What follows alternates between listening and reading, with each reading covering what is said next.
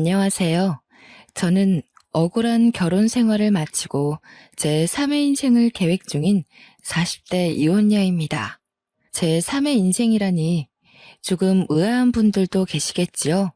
말 그대로 처녀의 삶을 거쳐 한 남자의 아내의 삶을 지나 풋풋한 새 만남을 이어가고 있다고 설명해 드리고 싶네요. 결혼을 하는 건 더 행복하기 위해서 그간의 삶을 청산하고 새의 삶을 꾸미는 일이지 않습니까? 그런데 제 삶의 삶이 왔다는 건 당연히 제 2의 인생을 못 살았기 때문에 그 다음의 미래를 계획했다고 볼 수 있겠죠. 맞습니다. 저는 결혼을 해서 실패했고 그 흔한 이혼 가정 이야기를 들려드리고 싶어 사연을 찾게 되었습니다. 그런데요, 제가 이혼을 하게 된 이유마저 과연 흔한 일이었는지 한번 들어봐 주시겠어요? 저는 제가 생각해도 정말 말도 안 되고 바보 같은 일로 이혼을 하게 되었는데요. 남편과 대학 때 실수로 혼전 임신하여 이른 나이에 결혼을 할 수밖에 없었고, 그때는 아이를 낳는 것보다 그 반대를 선택하는 게 더 무서웠던지라 남편과 영혼의 약속을 해버린 겁니다. 저희 부부는 시댁과 친정에게 나란히 버림받았어요. 억지로 만들어진 상견례 자리에 경찰까지 출동할 정도로 대판 싸움이 일어나기도 했어요. 이런 사고는 누가 봐도 남자 쪽 과실이 아닌가요? 대체 이 어린애를 무슨 말로 꼬드겼으면 이런 사고를 친단 말이에요. 우리 딸은 착하게만 자라서 이런 실수 같은 거 할 엄두도 못 내는 애란 말입니다. 여자애가 피임을 제대로 했으면 이 사단이 나지 않았을 거 아닌가요?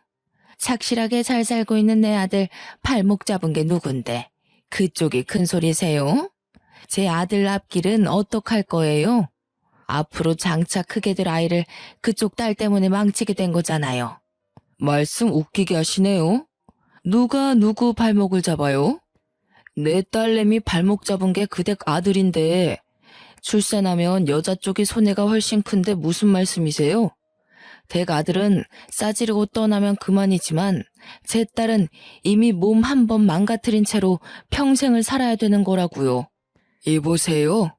말 조심하세요. 어쩜 그리 말씀을 교양 없게 하세요? 아, 이제 보니까 딱 알겠네요.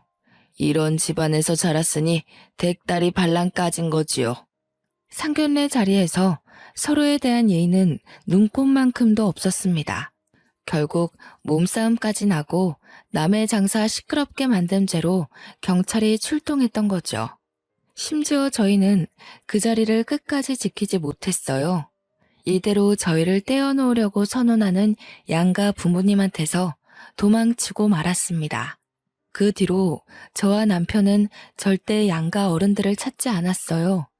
그렇다고 양가 부모님이 또 저희를 아쉬워한 건 아니었습니다. 저희들에게 이혼할 거 아니면 얼굴 비출 생각하지 말라고 단단히 으름장을 놓는 거 있죠. 어른들은 정말 너무하다 싶을 정도로 저희 둘을 모른 채 했고 죽었는지 살았는지 내다보지도 않을 만큼 내버려 두었어요. 시댁도 친정도 저희의 미래를 반기지 않는지라 결혼식은 당연히 하지 못했습니다. 혼인신고만 하고 살았죠. 또 어른들에게 도움받는 것이 일절 없었기 때문에 신혼집도 어렵게 시작을 할 수밖에 없었어요. 대학가 주변에 원룸을 구해서 결혼 같지도 않은 살림을 하며 지내게 되었답니다. 그럼에도 저희 부부는 굴하지 않고 서로만을 위하며 살았어요. 사랑하는 마음이 서로에게 큰 힘을 줄 수 있다는 걸 느꼈고 그 힘은 어려운 처지에 굴하지 않도록 위대한 에너지를 주었죠. 남편은 아이를 위해서 졸업하자마자 전공 분야를 포기하고 노동 일을 선택했습니다.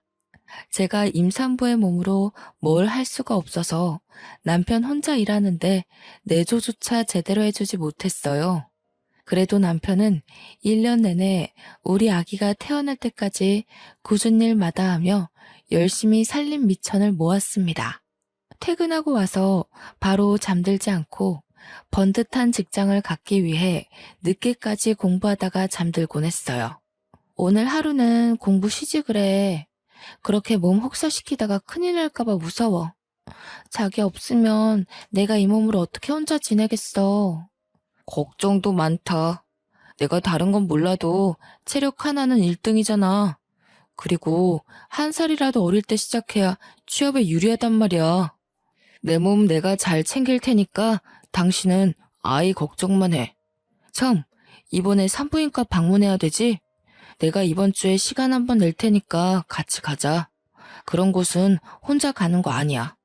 제가 봐도 남편은 저와 우리 아이의 미래를 위해 정말 열심히 노력해 주었습니다. 그렇게 남편의 극진한 보필 아래서 저는 무사히 출산을 할 수 있었고, 남편의 제안으로 산후조리원에서 몸조리까지 하고 집으로 귀가했답니다. 산후조리원에서 집으로 귀가할 때도 남편이 저를 데리러 오고 싶어 했으나 면접 보러 가야 돼서 저 혼자 택시를 타고 갔는데요. 귀가하는 길이 혼자가 아니라서 쓸쓸하지 않았어요. 오히려 설레더라고요. 제 품 안에 새근새근 잠자는 아기가 있다는 게 믿기지가 않는 거 있죠? 한 번도 겪지 못한 두근거림을 느꼈던 기억이 아직도 여전합니다. 집에 돌아가서도 얼른 아이를 남편 품에 안겨주기 위해서 들뜬 마음으로 남편을 기다렸어요. 남편이 퇴근하고서 집에 헐레벌떡 뛰어들어왔는데요. 그러면서 하는 말이 저희 부부를 2배로 기쁘게 만들었습니다. 저기요, 나 합격했어. 신입 중에선 내가 제일 나이가 많아서 당연히 떨어질 거라고 생각했거든. 근데 나 그 자리에서 바로 합격고지 받았어. 나더러 다음 주부터 바로 출근해달래. 우리 이제 먹고 살 걱정은 끝났어. 이대로 승진만 하면 가난 벗어나는 건 한순간이야. 그렇게 노력하더니 남편이 원하는 회사에 덜컥 합격을 해버렸다고 하는 거 있죠? 아이와 함께 집에 돌아온 것도 기쁜데 남편까지 취업 성공이라니. 경사가 더해져서 저와 남편 그리고 아기까지 다 함께 방 한가운데서 부둥켜 안고 방방 뛰었습니다. 그러다 남편이 저보고 아기 조심하라고 시겁하는 바람에 엄청 까르르 웃어댔죠. 비록 양가 부모님께 매정한 대우를 받으며 버려졌지만 저희는 나름대로 순탄한 살림을 꾸려가고 있었습니다. 아이는 하루하루 나날이 자랐는데요. 어쩜 그렇게 쑥쑥 커가는지 생명이라는 게 참 신기하더라고요. 남편도 그런 아이를 보면서 더 힘내서 회사를 다녔습니다. 그런데 어느 순간부터 남편 표정이 어두워지더라고요. 어깨는 갈수록 축 늘어져 갔고 집에 오면 대화하는 시간도 없이 바로 침대에 쓰러졌어요. 노동과 공부를 병행할 때만 해도 이 정도로 힘들어하진 않았는데 역시 직장 일이 많이 힘들구나 싶어 걱정되더군요. 그래서 저는 최선을 다해 제가 할 수 있는 내조를 하고자 노력했습니다. 자기야, 양말은 벗고 자야지. 안 씻을 거야? 피곤하면 발만이라도 씻고 자. 애 있는데 밖에 나갔다 온 사람이 안 씻으면 어떡해. 최대한 신경 거슬리지 않게 물었으나 남편은 벌써 잠들었는지 대답이 없었어요. 고름거리는 숨소리가 난 후에야 남편이 깊은 잠에 들었다는 걸 눈치챘죠. 결국 저는 남편 옷을 편하게 벗겨주고 양말도 벗긴 뒤 물수건을 만들어와 남편 발을 닦아주었습니다. 저도 아이만 조금 더 컸다면 같이 일을 해서 살림의 보탬이 될 수 있을 텐데 아이가 남달리 쑥쑥 크고 있다지만 아직까진 너무 어리기 때문에 어쩔 수 없이 남편만 고생해야 되는 게 늘 미안했어요. 저렇게 힘들어하는데 지금 하는 일을 길게 이어할 수 있으려나. 중간에 그만두고 이직하겠다고 하면 어쩌지? 염려되기도 했는데요. 아이까지 있는 마당에 이직은 조심하는 게 좋잖아요. 그래서 제가 할 수 있었던 건 더더욱 남편 심기 건드리지 않고 조용히 사는 거였어요. 그런데 말입니다. 아니나 다를까 남편이 한날 집에 와서 하는 말에 정말 기절초풍할 뻔했습니다. 남편이 친구와 함께 창업을 하기로 했다면서 사업 계획을 저한테 들려주는 거 아닙니까? 신이 나서 흥분한 채 얘기를 해주는데 누가 보면 복권이라도 당첨된 줄 알았죠. 자기야, 그런 건 돈 있는 사람들이나 하는 거 아니야? 우리 형편에 무슨 사업이야. 아직 애가 유치원도 안 갔는데 사업하다 밥줄 끊기면 애는 어떻게 키워. 자기가 바깥 일을 잘 몰라서 그래. 돈이 없으니까 돈벼락 터뜨리려고 하는 게 사업이지. 요즘 대출 없이 사업 시작하는 사람 없어. 우리 형편만 할 때 다 사업 기반 쌓는다고. 당시 제가 사업이란 걸 잘 몰랐던 거 맞아요. 제 주변에 친구들도 월급쟁이만 있었지 사업하는 사람은 없었으니까요. 뭘 잘 모르니까 대꾸를 못하고 있었는데 남편이 연이어 하는 말에 이건 좀 아니지 않나 싶었어요. 대출은 친구가 받는다고 해서 내가 매달 친구한테 돈을 붙여줘야 돼. 그럼 우리 생활비를 조금 아껴야 될 것 같은데. 괜찮지? 생활비를 줄여야 할 정도야? 앞으로 애한테 들어갈 돈이 한두 푼이 아닌데 대출금으로 얼마나 보내줘야 되는데? 150만 원. 몇 달만 빠삭하게 살면 금방 돈방 속에 앉을 수 있을 거야. 우리 이 월세방 빨리 탈출해야지. 자기 말대로 애는 쑥쑥 크는데 언제까지 이런 집에서 지내려고. 아무리 그래도 그렇지 남편 월급이 300 조금 넘거든요. 그런데 150만 원을 친구한테 줘야 된다니요. 그럼 150만 원으로 저희 세 식구가 생활해야 되는 거나 마찬가지인데 우리 집 생활비랑 관리비 월세까지 빼면 남는 돈이 거의 없는 실정이었습니다. 걱정 마. 안 망해. 친구도 사업하는 형님 조언 얻고 시작하는 거라서 이 계통에서 실패하기 쉽지 않다더라고. 나 믿지? 나 정말 자기랑 우리 아이 잘 키우고 싶어. 그동안 직장 일하면서 다 죽어가던 남편이 다시 활기친 얼굴로 의욕을 보이는데 제가 차마 더는 말릴 수가 없더군요. 게다가 남편은 그동안 저를 거의 없는 사람 취급할 정도로 집에 오면 기절하기 바빴거든요. 아침에도 일어나면 대충 제가 차려주는 밥만 먹고 정신없이 출근 나가기만 했고요. 그런데 친구랑 사업한다고 밝히고 나서부터는 저와 아이한테도 다시 예전만큼의 관심을 보여주는 겁니다. 그렇게 에너지가 생긴 사람한테 감히 그 끈기를 망쳐가면서까지 하지 말라고 제지할 수가 없었다는 거죠. 결국 남편은 며칠 후 하던 일을 그만뒀다면서 친구와 사업체를 차렸고 그 사업을 이유로 술자리도 많아져 야근도 많아져 심지어 외박을 하는 경우까지 생겼습니다. 집에 들어올 때 한 번은 일이 그렇게 바쁘냐고 물어본 적이 있었는데요. 남편 말로는 시작 단계라서 눈코 뜰 새 없이 바쁘다고 하네요. 다시 바빠지니 남편은 또 아이를 안 들여다보는 겁니다. 아이가 유치원 들어가기 전까지 내내 관심이 없었어요. 제가 아이한테 들어가는 돈 때문에 언급을 하면 그때서야 아이가 그만큼 컸다는 걸 알 정도였습니다. 남편이 사업을 시작한다고 한 때가 아이가 기어다닐 때였는데 그런 아이가 유치원 입학을 앞둘 때까지도 남편은 사업에 성공하지 못했고 저희 식구는 계속 150만 원의 돈으로 생계를 꾸렸어요. 그렇다 보니 남편은 여전히 바빴고요. 안 들어오는 날만 갈수록 많아졌죠. 한 번은 남편이 야근으로 늦는다는 말을 했을 때 아이가 경기를 일으켜서 급히 병원을 찾았는데요. 아이가 잘못될까봐 너무 무서워서 떨리는 마음으로 남편한테 전화를 했는데 몇 번을 해도 안 받는 겁니다. 결국 그 무서운 순간을 저 혼자 다 해결하고 나서야 남편한테 전화가 오더라고요. 저는 너무 놀라고 겁났던 순간을 회상하면서 남편한테 원망 섞인 화를 표출했어요. 도대체 왜 이렇게 전화를 안 받아? 내가 얼마나 무서웠는지 알아? 지금 지웅이 병원에 있다고. 뭐가 얼마나 바쁘길래 내 전화를 안 받을 수가 있어? 지웅이한테 무슨 일 생긴 거야? 병원이라니 애가 어디가 안 좋길래. 아니다.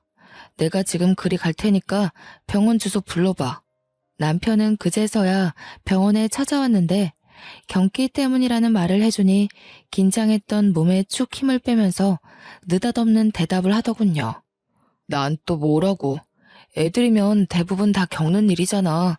그게 무슨 큰일이라고 바쁜데 전화라고 난리야. 넌 엄마라는 사람이 육아에 대해서 그런 정보도 공부 안 했어? 뭐? 애가 눈이 뒤집어지고 몸이 빳빳하게 굳는 게 그게 별일 아니라고? 나 정말 우리 애 어떻게 되는 줄 알고 얼마나 놀라는지 알아? 당신은 그 정도로밖에 말 못해? 당신도 지웅이 부모잖아. 의사 선생님이 늦게 대처하면 큰일이 될 수도 있다고 하셨어. 아이 걱정은 저만 한다는 생각에 기가 막혔지만 한편으로는 남편 말대로 정말 제가 엄마 자격이 없나 우려가 되기도 했습니다. 아이가 발에 링거를 꽂고 누워있는 걸 보는데 기분이 너무 울적하고 슬펐습니다. 남편 말대로 제 탓이 맞는 것도 같았습니다. 남편은 사업으로 바쁜데 저는 육아한다고 집에만 있는 사람이잖아요. 제가 아이한테 더 신경 쓸 수밖에 없는 여건인데 너무 놀란 나머지 저도 모르게 남편에게 책임을 나누려 했나 봐요. 그렇잖아도 혼자 자책 까고 있던 찰나에 남편한테 위로받고 싶어 더 크게 화를 내버린 거죠. 그런데 남편이 제 탓이 맞다고 확실하게 말해주니 제가 자책을 안 할 수 있었겠습니까? 그래서 그날 이후 저는 아이에 대한 정보를 TV나 비디오를 통해 공부해 나갔어요. 아이를 업고 외출을 하여 도서관에서 책을 빌려오기도 했죠. 덕분에 저는 아이를 좀 더 건강하게 케어할 수 있었습니다. 그러나 정작 문제를 일으킨 건 우리 아이가 아니라 바로 남편이었는데요. 아이가 유치원을 들어가게 될 무렵 남편이 일을 늦게 끝내고 와서 새벽에 하는 말이 정말 어처구니가 없었어요. 다짜고짜 저를 앉혀두고 이혼을 하자고 하는 게 아니겠습니까? 우리 사이에 이혼을 할 만큼 별다른 문제가 있었던 것도 아니고 서로 얼굴 못 보는 날이 많기도 했으나 남편이 집에 온 날 다툰 적도 그다지 없었어요. 그런데 이혼이라뇨. 지금 뭐라고 했어? 뭐? 이혼? 내가 당신한테 뭐 크게 잘못했어? 갑자기 그게 무슨 말이야? 우리 애가 이제 유치원을 들어가. 그런데 이혼이라니 대체 왜? 진정하고 진짜 이혼이 아니라 가짜로 이혼하는 척을 하자는 거야. 사업하는 유부남들이 종종 이렇게 해. 하는 사업이 좀 힘들어지면 쓰는 방법이거든. 도대체 얼마나 큰일이길래. 아무리 일이 안 돌아간다고 하더라도 이혼을 하는 법이 어딨어. 정말 사업이 그런 거야? 나는 도무지 이해가 안 돼. 내가 하는 일이 좀 안 풀리고 있어서 그래. 아무래도 정책인 것 같아. 지금 집에서 나가는 세금이라도 줄여야 할 판이라서 급해. 사업 해결되면 다시 재결합하면 되니까 당분간만 이혼하자. 가짜 이혼이라니. 도무지 제 상식선에서는 그런 걸 할 수 있다는 게 이해가 안 되더라고요. 말도 안 되는 제안을 하길래 순간 남편이 의심스럽게까지 하는 겁니다. 밖에서 무슨 딴짓하냐고 물어봤는데 남편이 버럭 화를 내며 안 그래도 사업 때문에 스트레스인데 저까지 피곤하게 하지 말라네요. 그러면서 하는 말이 친구 집이랑 저희 집이 나란히 경매로 넘어갈 수도 있는 사정이라고 애타게 말하더라고요. 저는 그제서야 놀라서 어쩔 수 없이 남편의 말만 믿고 이혼 도장을 찍었습니다. 정말 별일 없는 거지? 이 집에서 나가면 우리 어디 집 구할 데도 없어. 근데 진짜 위장 이혼이라는 게 있는 거야? 우리 식구한테 문제되는 일은 없는 거 맞지? 당연하지. 오로지 돈 때문에 할 수 없이 하는 선택이야. 내가 말했잖아. 당신이랑 우리 지웅이는 내가 죽을 때까지 책임질 거라고. 근데 이거 들키면 우리 법적으로 문제될 수 있으니까 당분간 별거해야 될 것 같아. 별거? 나더러 지웅이랑 둘만 이 집에 있으라고? 그건 좀 무서운데. 들켜서 안 되는 거면 그냥 몰래 조심히 다니면 되지 않을까? 생활비 붙여줄 테니까 몇 달만 견뎌줘. 이왕 일 저지른 거 철저히 해야지. 허술하면 나중에 어디 하나 빈틈이 생겨버린다고. 당신이랑 지훈이한테 경제적인 피해는 없을 거야. 걱정 마. 남편의 설명이 정말 청산유수라서 저는 더 이상 별 말을 덧붙일 수 없었습니다. 그렇게 저는 남편과 말도 안 되는 위장 이혼을 하게 된 겁니다. 별거도 같이 말이죠. 얼떨결에 혼자가 된 저는 남편 없는 빈집에서 두려움을 안고 살게 되었습니다. 남편이 보내주는 돈은 생활비는 100만 원이 다였는데요. 월세를 따로 주지를 않아서 전화를 했더니 전혀 받지를 않더라고요. 할 수 없이 월세 50을 생활비에서 빼고 아이 유치원비도 따로 빼서 생활비는 거의 없이 지냈습니다. 몇 달을 그렇게 지내다 보니 이렇게 살다가는 아이에게 영양적으로 문제가 생길 것 같았어요. 너무 제 생각만 하면서 그저 돈이 아끼고 아끼는 방법만 강구했던 거지요. 때문에 작은 일이라도 해서 돈을 보태기 위해 부업을 알아봤고 대학 때 동아리에서 배운 캐리커처를 연습해 개인 SNS에서 파는 일을 해보았습니다. 당연히 100만 원까지는 벌지 못했으나 40에서 50만 원 정도는 벌었는데 그게 큰 보탬이 되더라고요. 그 정도로만 아이의 옷을 사입히고 먹이는데 양질이 달라지는 거 아니겠습니까? 참 다행이었어요. 저는 나름대로 남편의 부재로 인한 두려움을 차차 극복해 나갔습니다. 다만 남편과 연락만 잘 되어도 더할 나위 없이 마음을 놓을 텐데 연락이 너무 안 되는 게 유일한 문제였습니다. 저희가 별거를 하더라도 남편이 2주에 한 번씩은 몰래 와서 얼굴을 보여줬거든요. 그런데 이번 달은 달월이 지나도록 안 오더라고요. 심지어 생활비도 안 붙여줬어요. 그나마 아끼면서 모아놓은 돈이 있어서 다행인 형편이었습니다. 블로그에 팔고 있는 작품을 어느새 100만 원 언저리 정도로 벌고 있을 때였거든요. 대체 남편 일이 어떻게 되어가고 있는지 알고 싶었지만 연락이 안 되고 남편 동업자라는 사람도 제가 몰라서 어찌 알아볼 수 있는 방도가 전혀 없었어요. 그래서 마냥 이렇게 기다리는 수밖에 없는 실정이었죠. 그렇게 별다른 수를 못 쓰고 막연히 남편만 기다리며 지내고 있을 때에 제게 전화 한 통이 걸려왔는데요. 다름 아닌 남편이 함께 동업을 한다던 동네 형님이었습니다. 제가 더 이상 입 다물고 있으면 재수 씨한테 죄지는 기분이 들어서요.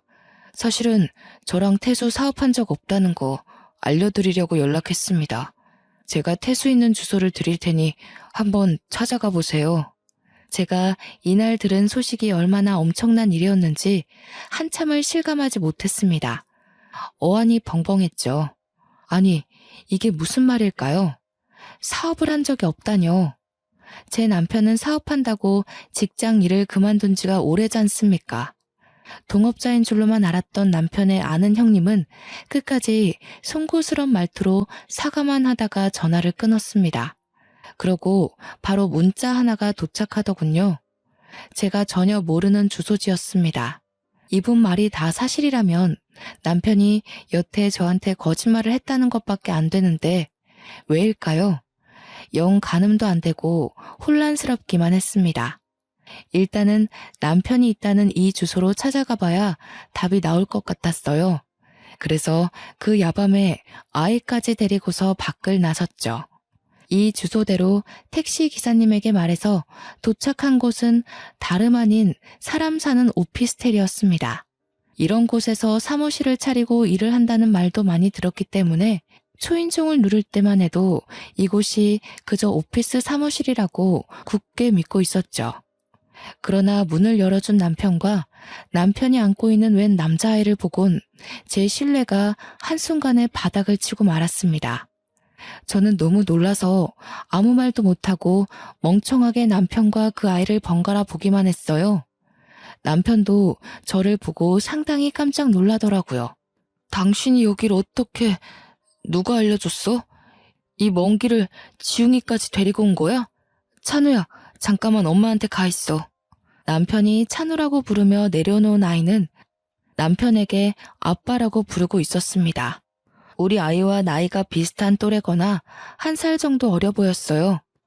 그렇다는 말은 남편이 제가 임신 중일 때 이미 바람이 났다는 거잖아요.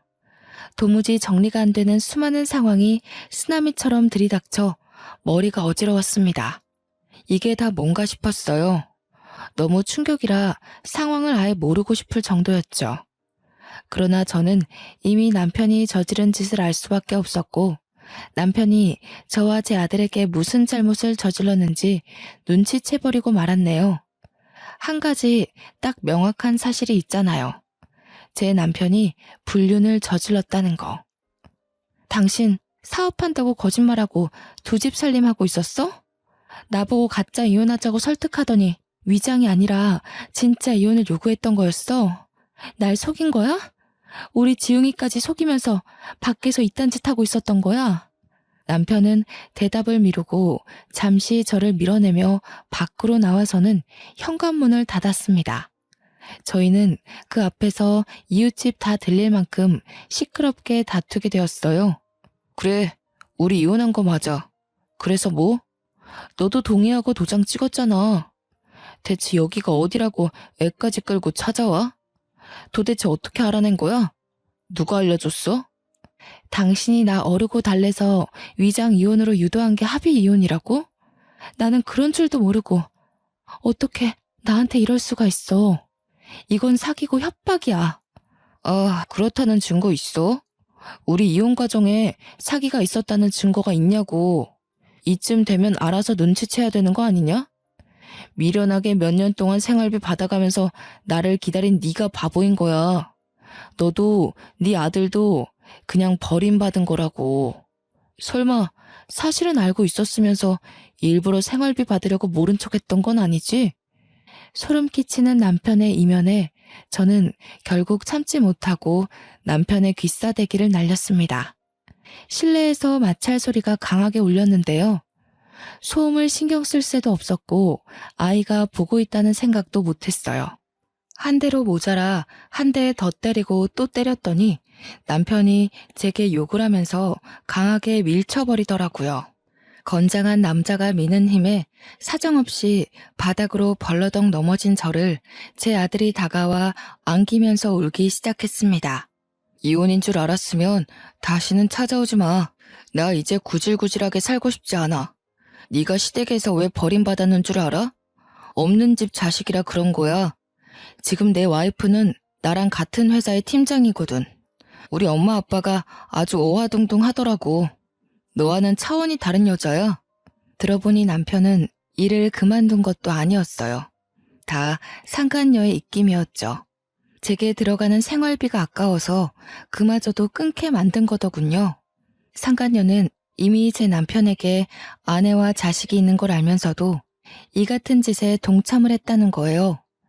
배신감에 또 배신감이 차올랐지만 당장 제가 남편에게 손찌검하는 것 말고는 할 수 있는 게 없었습니다. 망연자실한 마음으로 저는 아들을 안고서 그 자리에서 한참을 울었어요.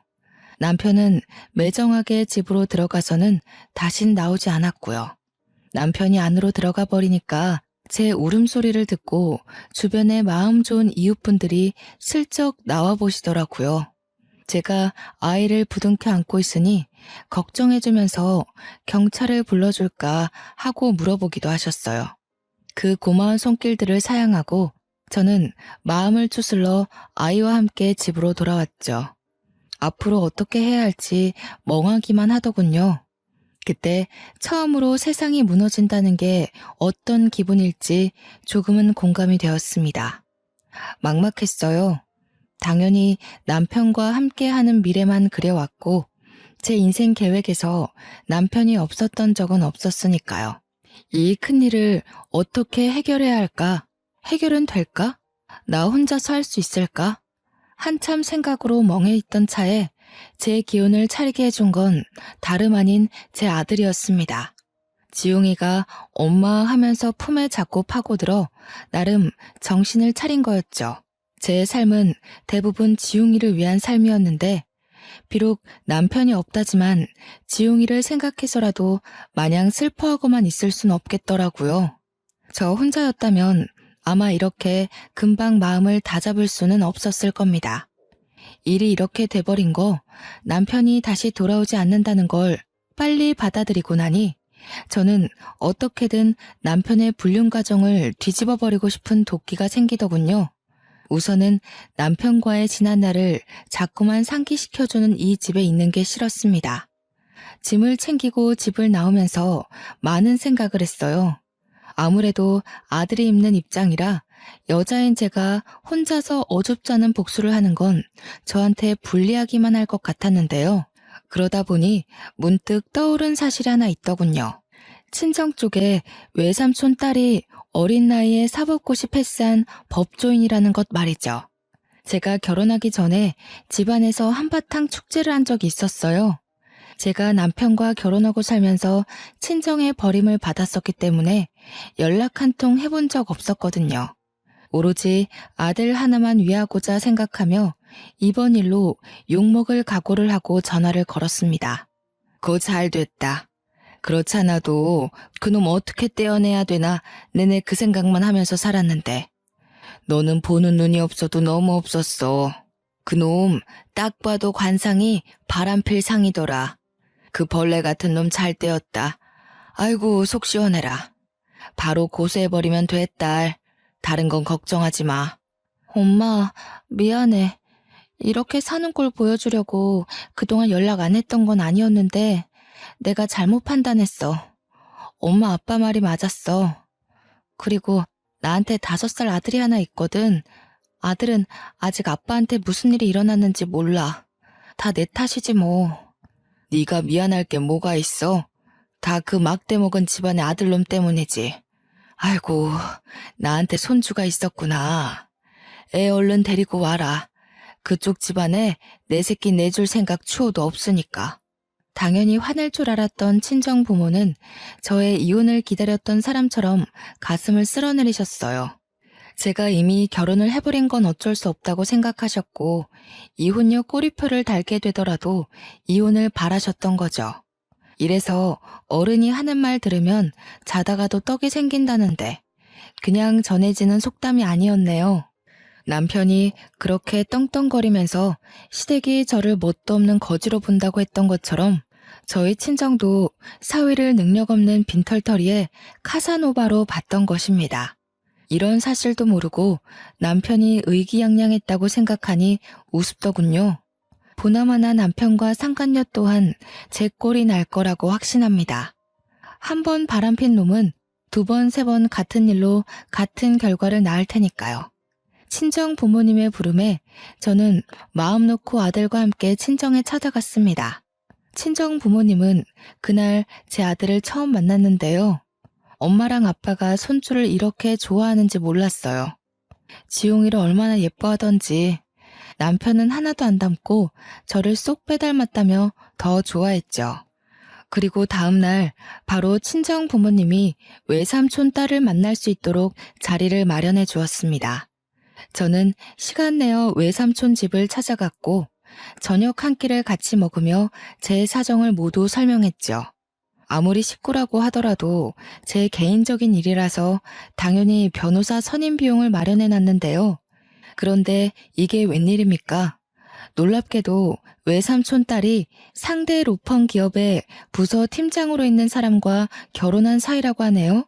비용은 당연히 받을 생각 없다면서 더 유능한 변호사인 자기 남편을 소개해 줄 테니 위자료를 있는 대로 뽕 뽑아 먹게 해주겠다고 하는 거 아니겠어요?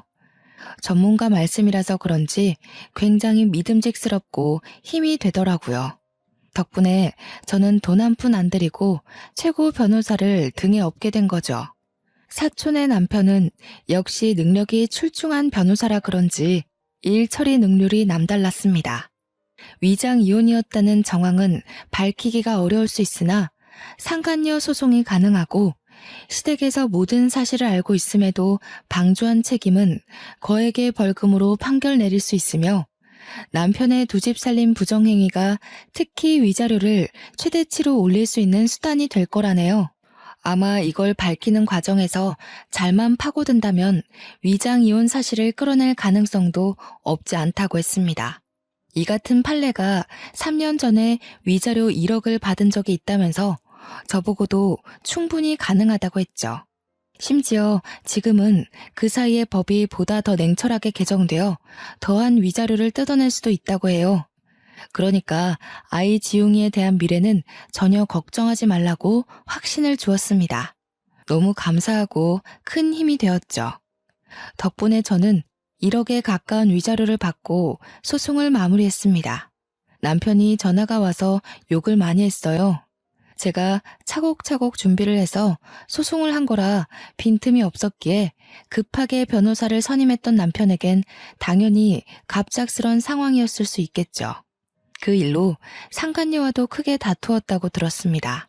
남편과 통화를 하던 도중 옆에 상간녀가 함께 있었는지 저를 내버려 두고 둘이서 다투는 소리를 들은 적이 있는데요. 네가 생활비 끊으라는 말만 안 했어도 얘가 소송하는 일은 없었어. 그러게 내가 돈 부부는 시간 두고 차차 해결하자고 했지.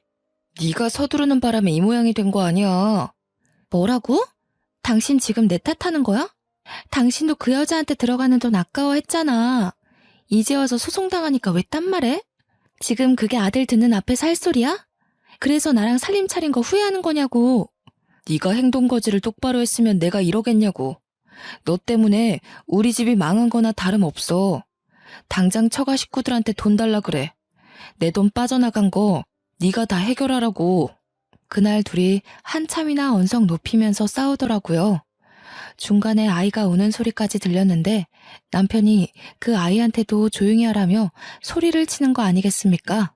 안 그래도 머리 아파 죽겠는데 찬우 입 좀 막아봐. 우는 꼴 보기 싫으니까 데리고 나가던가. 정신없어. 누굴 닮아서 저렇게 목청이 큰 거야? 당신 미쳤어? 당신 아들한테 그게 무슨 막말이야. 왜 우리 찬우한테 애먼 욕을 하냐고. 나가려면 당신이 나가. 여기 내 집이야. 오, 그래. 내가 나갈게. 집구석 한번 잘 돌아간다. 내가 여기서 나가면 너랑도 끝인 줄 알아. 네가 어디 나 없이 혼자 애 키울 수 있을 것 같아? 내가 너 회사에 다 소문낼 거야. 내 가정 망친 불륜녀라고. 둘은 거액이 나가는 바람에 서로 굉장히 예민해진 듯 했습니다.